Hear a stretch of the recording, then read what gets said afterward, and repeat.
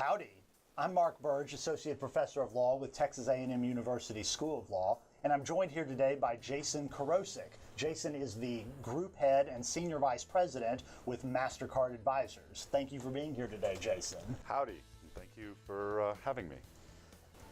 Is there any way that credit card issuers or banks that are involved in the credit card industry make money other than charging interest? For example, I try to pay my credit card off every month. Do they still want me as a customer? So the short answer is yes, and this is something we're going to cover in the course. But the issuers are making money in a variety of different ways. And the other players in the ecosystem are really designed to help those the issuers make money. So if you think about it, when a consumer swipes their card at a merchant, the merchant isn't getting full value for that. So if you swiped a card and you charged $100, they're paying a variety of fees to the payment system for the privilege of accepting that card. So again, on a $100 transaction, just to make it simple, they might pay 2% on that. Again, that's oversimplification perhaps, but that $2 will flow almost all the way back to the issuer. And that's called interchange.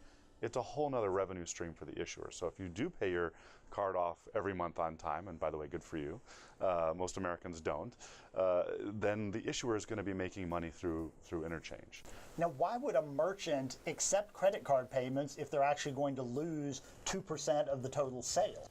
Merchants accept credit card payments because they increase sales. So you can imagine for yourself, when you go to a merchant that doesn't accept credit cards, do you really, shop at that merchant, or do you switch to another merchant? In fact, many people feel like if the merchant doesn't accept credit cards, then gosh, maybe they're a little shady, maybe there's something going on, right? So maybe you don't want to spend your money there.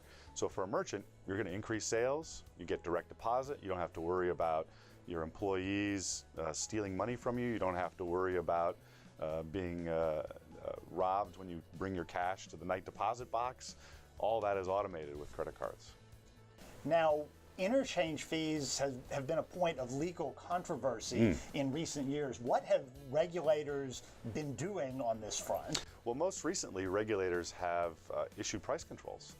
And we've seen price controls before in other industries, so it'll be interesting to see how price controls play out here.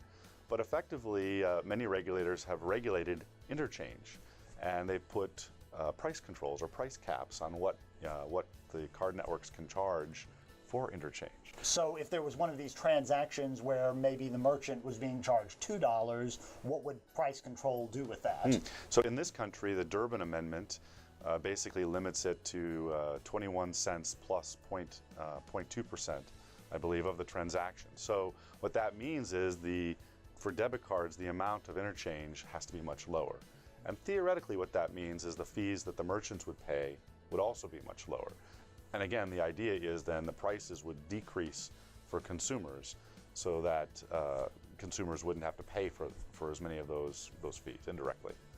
Now, in recent days, there's been a little bit of a stir of a new player in the direct payments industry charging no interchange. Tell me something about that. Right. Well, the interesting thing when you put a price control in place is if you're a regulator and you put the price control in too high, then the regulation's really irrelevant, right?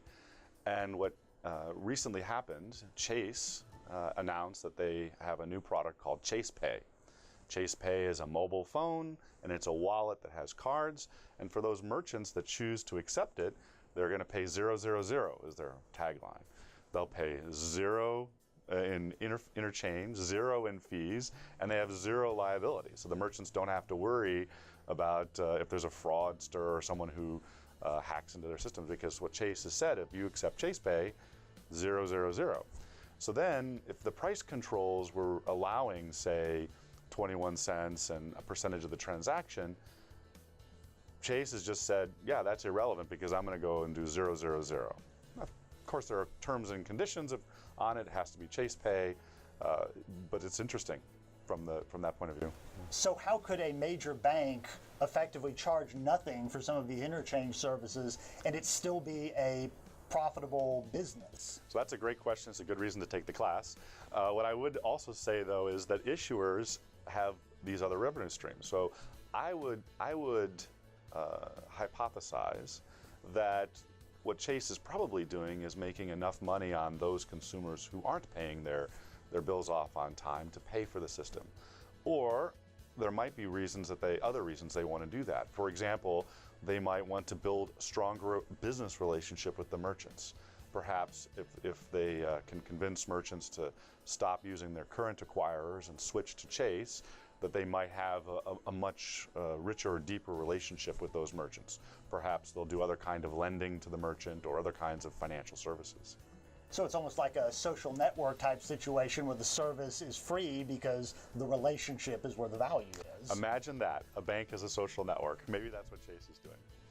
Well, Jason, thank you for joining us today to talk about current issues in payments, and I look forward to seeing you again in the upcoming semester. Thanks for having me.